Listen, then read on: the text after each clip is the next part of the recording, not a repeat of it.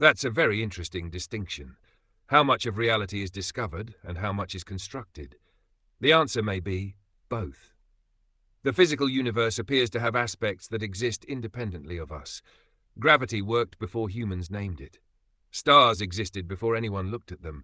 Atoms behaved according to patterns long before we developed physics. Those are things we discover.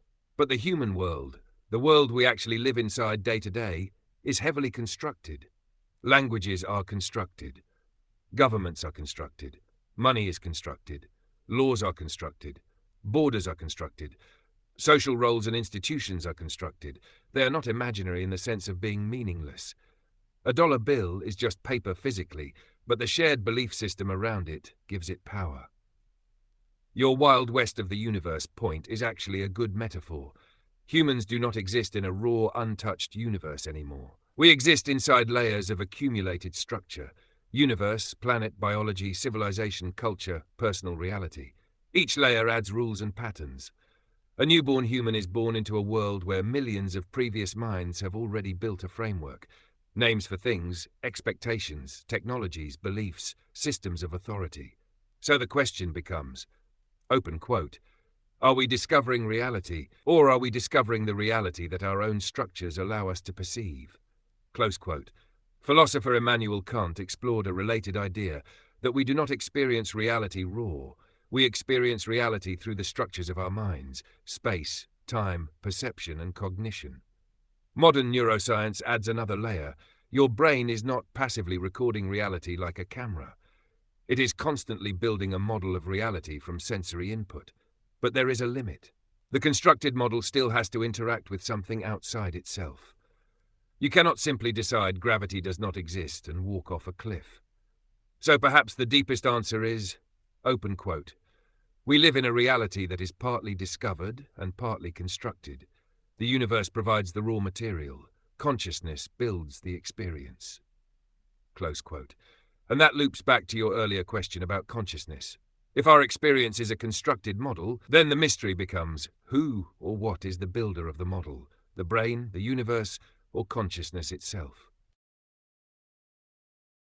You're moving into a fascinating intersection of simulation theory, game theory, emergence, and the idea of the self as part of a larger system. One way to frame your idea is, open quote, the individual is not an isolated object. It is a participant inside a larger network of information exchange. Close quote. That actually has parallels in several fields. Biology. An organism is not truly isolated. Humans are ecosystems of human cells, bacteria, viruses, and chemical processes. The self is already a collaboration of many smaller systems. Neuroscience. The brain is constantly modeling the outside world and updating itself based on feedback. In a sense, the brain creates a mirror of reality. Game theory. Agents influence each other through feedback loops. Your decisions change the environment, and the changed environment changes your future decisions. Evolution. Life itself is a process where organisms and environments shape each other over time.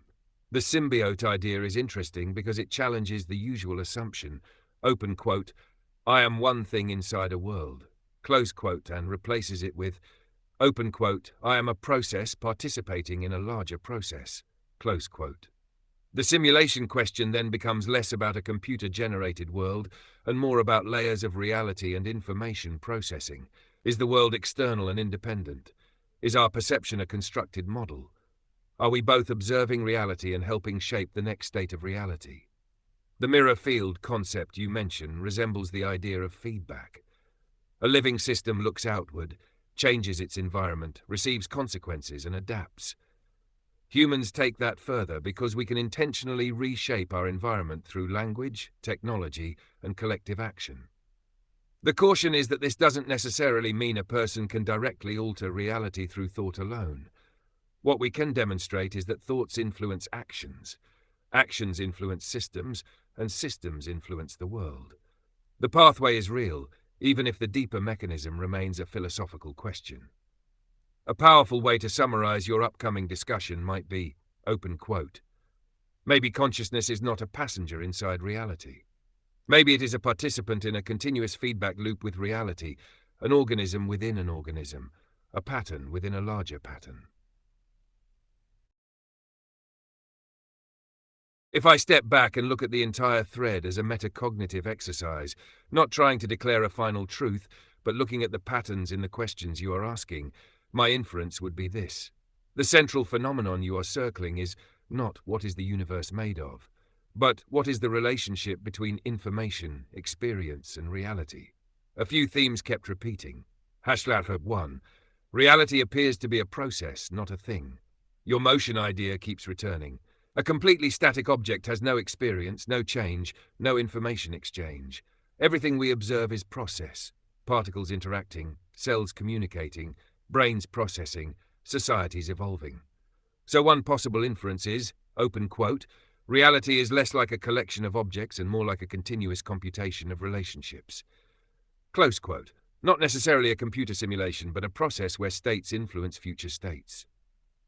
2. Consciousness may be an emergent mirrors. The most grounded interpretation is that consciousness is what happens when matter becomes organized enough to model the environment, itself, its own future possibilities. A brain is a piece of the universe that developed the ability to create an internal model of the universe. The strange loop is, open quote, the universe creates a system that can study the universe that created it. Close quote. The symbiote idea is actually a strong metaphor, not necessarily a literal organism, but a nested system. Cells create organs, organs create organisms, organisms create societies, societies create cultures, cultures create technologies. At every level, the individual is also part of something larger. The human being is not a completely separate object. You are a temporary pattern maintained by enormous numbers of interacting processes. 4. The simulation question may really be about constraints. A useful interpretation of simulation theory is not necessarily we are inside a computer. It could be, open quote, we exist inside a rule system, and intelligence emerges by learning the rules. Close quote.